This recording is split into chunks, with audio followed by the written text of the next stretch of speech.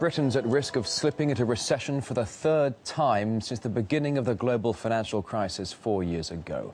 The country's economy shrank by 0.3% in the last quarter of 2012 and achieved zero growth. The decline of the world's sixth largest economy was blamed on the recession and the Eurozone, bad weather affecting agriculture, and a quick drop in oil and gas output in the North Sea. The country would find itself soon in recession, though, if the economy contracts again in the first quarter of 2013. All the main global ratings agencies have placed Britain on negative watch. The director of the Institute of Economic Affairs in London, Mark Littlewood, says the government should have a different approach to such a burning issue.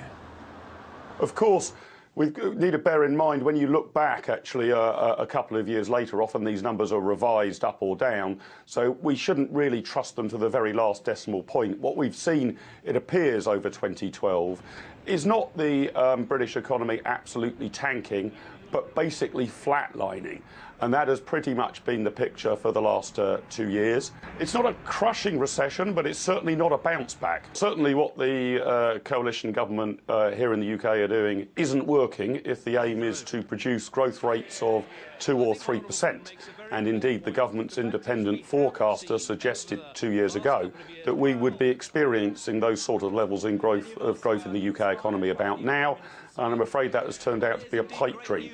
But let's be clear about this austerity term that's used a lot. It does seem that the UK government has persuaded itself and most of the media and all of their political opponents that there is some savage programme of spending cuts being undertaken in the United Kingdom. That's a long way from the truth when you actually look at the numbers rather than the political rhetoric. The government is cutting spending by about 1% a year, a pretty trivial amount, and they are taking far, far too long to bring the budget back into balance. They also need, I think, a clearer plan for what's really going to attract business investment in the UK and what's going to make it easier for entrepreneurs.